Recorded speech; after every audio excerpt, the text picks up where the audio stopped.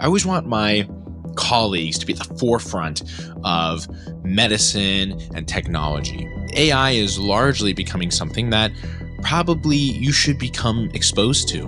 Radiology as a medical division is probably going to turn into a one-man team because AI is actually getting really good at looking at images, radiographic images, diagnosing pretty quickly and effectively. We're going to see AI probably more effective charting, more efficient charting. It's going to pick up more nuance when you're in a conversation with a patient. You're also not going to have to spend so much time typing and looking at your screen. Just explore using something like ChatGPT. Get used to using it. Experience what it's like.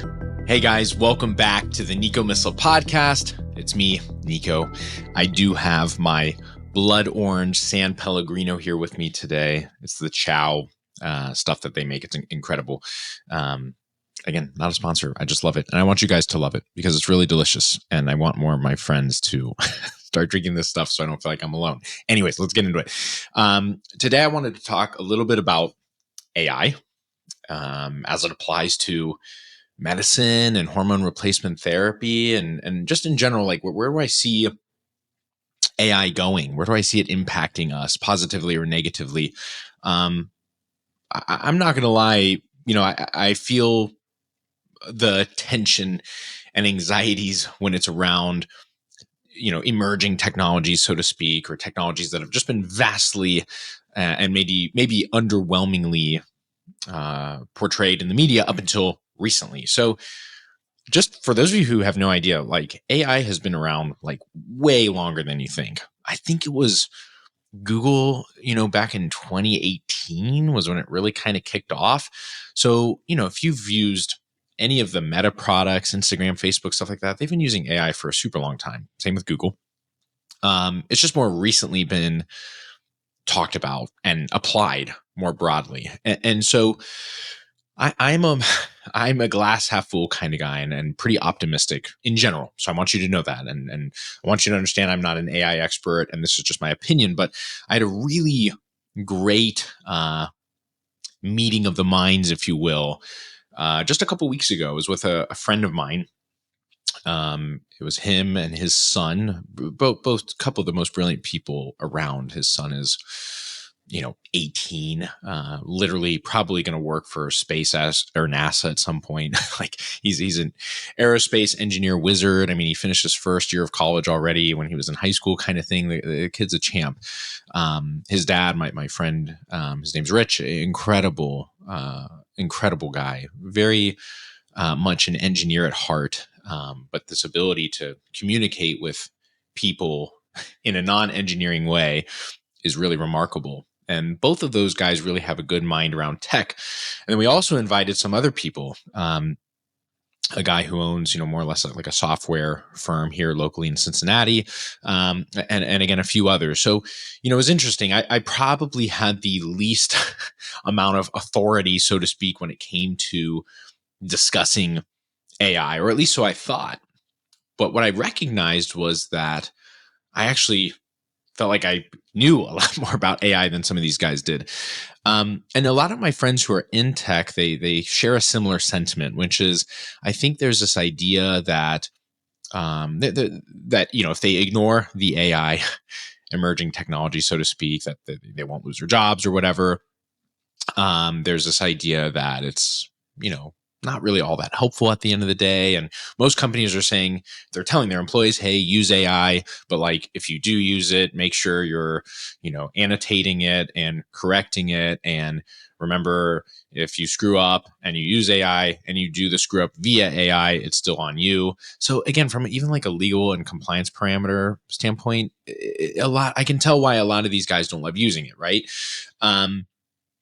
So anyways, where am I getting with this? So I really want to explore this because I want you guys I always want my colleagues to be at the forefront of medicine and technology. I really mean that. I want you guys to know this stuff, before it comes out. I've talked about psychedelics in a lot of ways because again, it's not something that we can prescribe, currently. But I think there is going to be a time where that is probably a reality here in the United States and many other parts of the world. And I want you to be prepared for that, especially if you're in the world of psychiatry and psychology, like that would probably be a really good thing to know. Conversely, I want you to know about hormone replacement therapy, which, by the way, is here and now. And I want you to understand how to apply that, because you're going to save so many people's lives, right? And you're going to make a great business out of it and all these amazing things. And AI is largely becoming something that probably you should become exposed to, even just a little bit. There's no real sense of like, where is this really going, what's going to happen, and who's going to lose jobs and all that sorts of stuff yet. But much like the internet, and, again, a lot of people you'll hear say, well, AI is way bigger and crazier than the internet. Okay, that's fine. But nonetheless, we have moments in our history that are groundbreaking, especially when it comes to technology. And AI is one of those things. I think in a lot of ways, travel, like if we think of horse and buggy, right? Horse and buggy was the gold standard for centuries, essentially. And then all of a sudden, Ford puts out the Model T car, and literally in a span of about 30 years, New York City, for example, goes from horse and buggy to cars only. Again, roughly 30 years. That's pretty quick, right? If you're looking at this through the grand lens of history, again, for a millennia, it's been horse and buggy, horse at the very least. And all of a sudden we have combustion engines and cars, and then trains, planes, and automobiles, right? So that technology skyrocketed all of a sudden. Now, did it put some blacksmiths out of jobs and stuff? Well, sure. But again, like, there was a huge opportunity for other businesses to emerge. Hey, I'm a blacksmith. I understand how to work with metal and blah, blah, blah. Like, could I pivot and now start making car parts, right? Or can I help produce trains? Or maybe I know some stuff about engineering from this stance that other people don't. Again, whatever it is, like, there's always an opportunity for you to grow and change with the times, rather than be, locked in by your inability or ineptitudes. And I don't think that's fair. Like, I think all of you are really smart and really intelligent. I think you're listening to this podcast because you're like me and you're curious. And so when I say get exposed to AI, artificial intelligence, what I mean by that is just explore using something like ChatGPT or Gemini, which is through Google, or Grok, which is Twitter, right? Like, there's a million of them, but like, just expose yourself, get used to using it, experience what it's like. And I want you to recognize that there's some huge pitfalls coming with AI, much like there was with the internet. And if I have to make a prediction, what I'm predicting already is happening. Let's just take social media and marketing for an example. Does AI help human beings create more efficient marketing material and content? Written content, video content, so on and so forth. Yes, it does. Huge caveat. Every single one of us, I can almost guarantee you, if I put something that is AI generated in front of your face, you're going to know it is AI generated. Okay. I mean, seriously, even the best of them, it's pretty hard to tell that it's not AI. I mean, it's, the way it sentence structure, it structures sentences. Sorry, I'm literally having a stroke right now. The way it structures sentences, the way it uses like emojis, the way it composes itself largely, it's not pretty. And I think we now have this huge opening. I don't think it's going to exist forever. And I think AI could continue to improve upon itself. But there's this idea, I don't know if any of you have heard of it. It's called AI slop, which is hilarious. Imagine, so AI, artificial intelligence, is just this big, we think of it as a large language model. If you ever heard the acronym LLM, large language model, every single text. So first of all, you have to understand most AI is very text heavy. It's taking all these documents, books, literature, whatever, anything that's ever been produced and fed. So it has to be fed to that large language model. So Charles Dickens, the Holy Bible, stupid blogs on the internet, crap that people just come up with. that is where this large language model is gathering all this information and then curating that information and feeding it to you based on a question that you might have. Okay. So again, it can be really helpful in many circumstances. It can also produce just absolute dog shit. I mean, seriously, it can do something called a hallucinate, which is like, you maybe your prompt isn't so good, the way you asked a question. Maybe it just truly doesn't understand. There's some sort of weird communication barrier, and it just comes up with some harebrained answer that is way off and not even close. But again, you're going to take it as face value. You're going to use it, and now you're going to get in trouble because maybe what you're saying isn't true because it's not based on anything that's real. So, for example, AI is super good at literally coming up with fake studies, fake authors, and they sound super real. So, I mean, if you ask ChatGPT, hey, can you find a study for me that specifically cites that testosterone is amazing for skin health? It'll come up with this whole article and citation, right? Authors Jay McCullough and Nico Misleh, 2019 in Advanced Dermatology, blah, blah, blah, blah, blah. It's literally going to hallucinate up this, it's going to curate this information because it's not exactly sure maybe what you're getting at. And again, it could put you in a really bad position. We would call that AI slop when it becomes not just like hallucination, but when AI is now pulling from information that has been created by AI, which again is not always perfect, because there are so many people now generating these crappy blogs and websites, like literally just to get better search engine optimization and all this kinds of crap. And what we end up with is even worse material than before. So there's this idea or theory that the longer this occurs, where people are just continually pumping in information into these large language models, that's not very good or helpful. AI kind of almost becomes dumber, right? And it produces sloppy work. And so we call it AI slop. And that is true. I mean, and I use AI. I use it almost every single day to help me with certain tasks and things of that nature. There are certain things it does that, again, it's just absolutely incredible. But I think there's a huge need now for authenticity more than ever, right? I'm sure you've heard about people saying, like AI lacks the emotional intelligence and the human connection. There's always, as long as there's humans, there's always going to be a need. And I think this is true. I think there's always going to be a need for that physical human connection. And I think that also exists even in non-physical connections, right? So I'll use myself as an example. In my daily email that I write Monday through Friday, I don't use ChatGPT at all, 0%. If I tried, you would know. You would, seriously, you would know.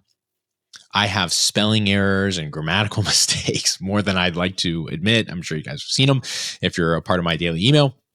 I have, my sentences aren't always structured probably all that well. I maybe have some run-on sentences. I mean, seriously, I make all kinds of mistakes, basically. But you also get a sense of, wow, nobody but Nico could write this. And you get this appreciation, right? It's like if someone writes you a handwritten letter. Is that more significant than a letter that has been typed out? I think so. I think there's still this like, wow, you went through the time and effort to do this yourself. Was it unnecessary? I don't know. We can argue back and forth, but like, I think anybody appreciates the idea that I sat down, I took a piece of pen and paper and wrote a letter to you or a card or whatever. And again, just a step up from that, I think is now you just writing by yourself. No AI prompts, no ChatGPT. I think there's some real value there. And again, could that totally go away in 10, 20 years? Maybe. I don't know. I can't see the future. But I think if I were to say what I've experienced so far with AI is that it produces a lot of junk still. And I get worried in the sense of like what AI is being fed. Again, if you ask, so let's just take HRT, for example. If you ask AI a very generic HRT type of question, it's a lot of times going to point you towards what the data bases all kind of suggest the conventional approach to HRT, which is using a lot of times non-identical hormones, things like conjugated equine estrogen, progestins, like nasty things that I would never recommend. And frankly, the literature, what's been kind of exposed over the last 20 or 30 years, would say bioidentical hormones are a much better idea. In terms of dosing, and do you add aromatase inhibitors or finasteride and all these things, like you're going to get very, very, very different answers from ChatGPT. Why? Because it's just being fed all the typical crap that you hear and see in the news and in the media every single day, because it's a large language model. So here's where I think AI can be helpful. And I've experienced this because I co-created an AI bot called Pearl, along with my friend Matea, who helped me really understand how can we make sure that if we're using AI for our students, for example, we're giving them the best leg up possible when it comes to the answers that they're being given. Because it's not going to be perfect. It's never going to be perfect. And by the way, getting an answer from a human isn't always perfect, right? So, but what I wanted to do was say, hey, if a student goes into ChatGPT and asks ChatGPT a question, something even as simple as, what is the best recommended way to dose testosterone cypionate injections for a male? It's probably going to return with your generic 200 milligrams per ml concentration, 1 ml once or twice a week, blah, blah, blah. Consider adding aromatase inhibitor. Like, it's going to say all this stuff because, again, that's what we do in conventional medicine. That's what's been kind of heralded by urological associations and endocrinology and blah, blah, blah. But that's not right, though. That's not effective or efficient. And that's not what HRT University certainly teaches. And by the way, I'm not saying that, again, I'm not disparaging anybody who treats that way. I'm just trying to point you in a direction that is much better, which is let's utilize some critical thinking and really consider what is actually the best way to dose testosterone cypionate. If you've taken HRT University, you would know, well, it's much better to dose it, in a more individualized manner, and typically administering it multiple times a week to avoid these great big peaks and troughs and so on and so forth. So when you ask ChatGPT, again, you get a very conventional approached answer. And I don't think it's really that helpful, and your patients aren't going to feel that much better. If you ask Pearl, which is the AI bot that we created, Pearl is incredible. She's going to be coming out, depending on when this podcast launch, in just a couple weeks. She's going to be live and ready for you guys to use. We had her beta launched, maybe a couple months ago now, and we had every single one of my students who were, part of the master course experience Pearl in real time, and they loved her. They were like, "This is incredible. This is amazing." She's really going to be pulling, first and foremost, information directly from a knowledge base, which is what I've curated, not the internet at large, right? Why is that helpful? Because again, it's going to give you a much more concise and much more effective and efficient answer. So if you ask that same question, what's the most ideal dosing for a male patient for testosterone cypionate? It's going to say, hey, great question. I'm going to reference from the course in this section of the course on this timestamp. Nico recommends, dosing anywhere between, say, 120 milligrams to 150 milligrams. That's kind of the sweet spot. Some men need more or less. Here's why. Here are the labs that you should be looking at to help you adjust around that. Here are the symptoms that you're hoping to find and resolve. Here's maybe a relevant quote that Nico has said in the course. And then it may even reference some studies that I've mentioned as well. Pretty amazing. And it's going to give you a much better dosing regimen, right? Hey, instead of doing a big bolus dose once a week, how about splitting the dose up 2 or 3 times a week? And here's why we would do that. And here's why that makes sense. Why would we not want to use an aromatase inhibitor or finasteride? If you ask that question, it's going to give you I think, what is the most appropriate answer based on the literature and the evidence that we know to be true. And so again, we get to this position where we're taking something like AI, and instead of just freaking dumping a bunch of information at it and hoping something sticks and it hallucinates up some crazy answer, we're being much more particular about the information that it's going to provide back, because we want you to be successful using it. And, the last thing we want is one of our students who's taking the course asks it a question and it just gives some generic AI slop answer like ChatGPT might. Does that make sense? I think it's amazing. I think it's absolutely incredible. And I think this is where AI stands out tremendously. And I can't wait for you guys to use it, because I think you're just going to be blown away. It's going to feel very different than, again, if you just typed in a question to ChatGPT or any other AI for that matter. So, again, we're going to see AI probably kill it on some fronts in terms of medicine. Like I've said this before, like radiology as a medical division is probably going to turn into a one-man team, because AI is actually getting really good, and has been pretty good for a while now, at looking at images, medical images, radiographic images, whatever it might be, and actually diagnosing pretty quickly and effectively. And it's now beating out most medical professionals because it just has a much better eye, so to speak, for that stuff. We're going to see AI probably, and already we're seeing that in terms of charting, right? More effective charting, more efficient charting. It's going to pick up more nuance when you're in a conversation with a patient. You're also not going to have to spend so much time typing and looking at your screen. You're going to be able to stare at your patient and really listen to them and not have to worry about charting for the next 30 minutes while your next patient is in the waiting room, right? I think the more that AI can enhance our ability to get rid of those very mundane, tasky sorts of things, the more it allows us to actually connect as human beings with our patients, with our coworkers, with our teams, whatever, the better.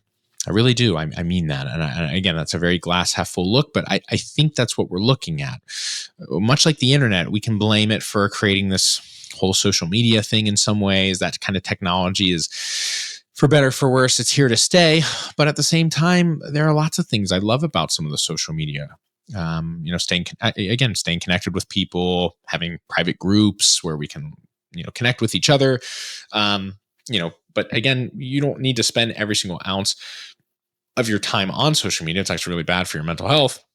And these companies are, I swear, trying to like brain rot you by keeping you on there, right? They're incentivized to do that. So you just have to be able to understand the pros and cons here. There always is, as a technology emerges, as it becomes adopted. And again, that adoption rate and length of time varies quite a bit. Obviously, with automobiles, it was pretty clear, like, wow, this is awesome. I never have to feed this thing. I don't have to pick up poop. Like this is way better than a horse. Sure, it's got some, it's a little stiff and difficult to drive and all that kinds of stuff. But we're human beings. We know we're going to fix that, right? The minute the Model T came out, it was like, okay, all bets are off. We can really take this like sky's the limit sort of thing and make the most of it. So, and I think we're going to see the same thing with AI. I think we're going to see some things fall out of fashion pretty quickly. And I also see us as human beings saying, okay, where is this really helpful and optimal for us? Again, I said the same thing with the AI mentor Pearl. Like, how can we utilize AI to be an amazing mentor? Because this is really difficult. Like, you can't pay me to teach you one-on-one anymore. I mean, and I'm not saying like, I'm way too expensive for you. It's just literally a matter of time. I don't have the time. I have patients of my own. I have my clinic. I've got my beautiful family and the girls. I've got, I think, almost 350 students now in HRT University, which is just growing every day. It's going to be really challenging for me to be able to do anything one-on-one, So again, I said, I want providers to have that ability to, when they have a burning question, you need to be able to ask it and you need to answer immediately. That's the world we live in. And I get that. I totally get that, because when you're seeing patients and you've got 5 minutes between the next patient and you're looking at their labs and it seems kind of screwy and you don't know what to do, and you're definitely not going to be able to get an answer from anybody that quickly, or maybe not even one that's going to be sufficient. Well, now you can ask Pearl. And she's amazing at that, because she's, again, going to give you a really great answer based on the HRT University's principles and theories of approach there, and then actual protocols that are driven by that theory and that perspective. And again, I'll give HRT University a pat on the back, because I think we've done something which is really unique, which is let's look at hormone replacement therapy through a very different lens.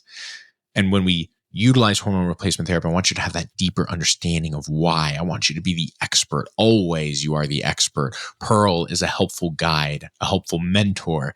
But at the end of the day, it is you and your freaking beautiful mind that's going to help really craft this amazing answer to that burning question so you can have great outcomes for your patient. Right. I think that's awesome. I think that's the best part of this. So, I'm really excited. I'm bullish on AI in a lot of different ways because I'm a glass half full kind of guy. And I think that as long as you and I, as human beings, as long as we care, as long as we're getting exposed to this stuff, learning about it, staying curious and open about it, seeing some of the potential pitfalls and also being, verbal about some of those types of pitfalls and how we can mitigate around those things, I don't think we can lose. I really don't. I think we've done the same thing with the internet. I think people have been very brave about voicing their concerns around the internet and social media and the different emerging technologies from the internet. But again, we've seen an amazing amount of industry develop, Amazon, being able to just Google anything, ordering food from Whole Foods and it gets to your doorstep in a second. That's all because of the internet, right? And I certainly don't want that to go away. It's been really great. I get to spend more time with my kids rather than walking through a grocery store for an hour and not knowing what I'm supposed to get. So I love that sorts of stuff. And I want as medical providers to not have this kind of fear-based approach to it or concern that it's going to take our job or concern that it's going to be the end of humanity. I want to come at it with curiosity and with the conviction that we know that if we can all get behind this and find ways to really mitigate around it, I think it's going to end up as something really, really beautiful. And again, I think a lot of people can be a little bit too optimistic with AI doing certain things. I really do. Like, I know there are things in the internet that we were, the internet's going to do all these sorts of things, and then it never really did. And I think AI is going to be the same way. Again, that AI slop factor is a real problem. And it's not going to get better if we just keep pumping out crappy information. So I want you to also, again, and maybe it's just because now I'm an old soul, I want you to focus on producing your own stuff as much as humanly possible, especially if it's public facing. Please, I'm begging you, don't use AI for that stuff. I read it. When I see it, when people send me emails now, I hate it. Like, it sounds so clearly, it's like adulterated by AI. It's not that person. And I don't like that. I miss having the sentences that are run-on sentences and misplaced punctuation, because I do that stuff too. And I miss knowing that that's exactly how that person sounds when they speak or write. And I know that because I've sent hundreds of emails between them back and forth. And now all of a sudden AI steps in and it's just a little clunky feeling. It's not great. So when you're doing something really personal, whether it's, again, just for your own personal life but more importantly, in a lot of ways, your business, be human. Really lean into being you and telling your story and doing it with your own words and getting better at producing written content or verbal content. Again, my podcast right now, it's sloppy. You hear me saying my ums and ahs and taking long pauses and me looking at my San Pellegrino because I'm super thirsty and I just want to take a sip, which I'm going to do. Delicious. I like those things. I think they're really meaningful and it makes me feel connected to you. And I hope you feel connected to me. And I think that is way more important at the end of the day. It was really funny. I was listening to this Alex Hormozi thing the other day. I don't know. Some people love him and hate him. I think he's really interesting, but he said something really great, which it's always helpful to get things put in perspective. He was like, just FYI, your business, your entire life, everything that you're doing in 100 years, it's gone. It's over with. No one's going to remember for the most part, right? I mean, and that's true. 200 years, it's definitely over with and it's definitely gone. So while you're here, let's just make the most of it, kind of thing. And when I'm older, I'm not going to really, frankly, remember a lot of the things that people have done for me or with me or whatever. I'm really going to just remember how they made me feel. Right? That there's that emotion thing that you just can't shake as a human being, for better or for worse. I think it's for better. And so no matter what you've done, no matter what you continue to do, like keep that in mind. It's really about, at the end of the day, how have you come across? How do you make people feel? And remember, you can do a lot of great work for years and years and years. And at the very end, if you mess it up and you don't focus on love and kindness and generosity and hospitality, you're going to go down in history for a brief while as someone that did some cool stuff, but then kind of ended it on a sour note. And man, that's one of the worst things you can do as a human being. I really mean that. I think every single one of us has experienced that in a friendship or in a relationship or even in a work capacity. And it sucks. It's like you have this great thing and then you kind of ruin it at the very end. Well, I feel like that with ChatGPT a lot of times, right? It was like you were writing all these amazing content pieces or creating your own stuff. And, sure, you were learning with it. It wasn't always spectacular, but it doesn't have to be. And then all of a sudden it's clear AI comes in and you start using that stuff. And it's like, oh man, like I don't want to say it's cheating, but it kind of feels like you're cheating. And it feels like it's taking away from you. I really feel that. Like it's very obvious. And I don't like that. I don't think any of us like that. It kind of, human beings, if we're good at one thing, it's like a little bit of we get those spidey senses or red flags popping up when we read something or hear something or listen to something that just doesn't seem to be totally authentic. So that's my warning to you. Not a warning, but like my challenge. Please try as much as you can with your content, with your material, whatever you're producing. Can you produce it yourself? Can you step in and make it something of your own? And so that even if it's just for the next 100 years, anybody who's around and remembers you, even if you're gone, they'll think, oh, I loved the way that person made me feel. I loved the stuff that he or she came up with. I loved the way that they impacted our world in such a positive manner.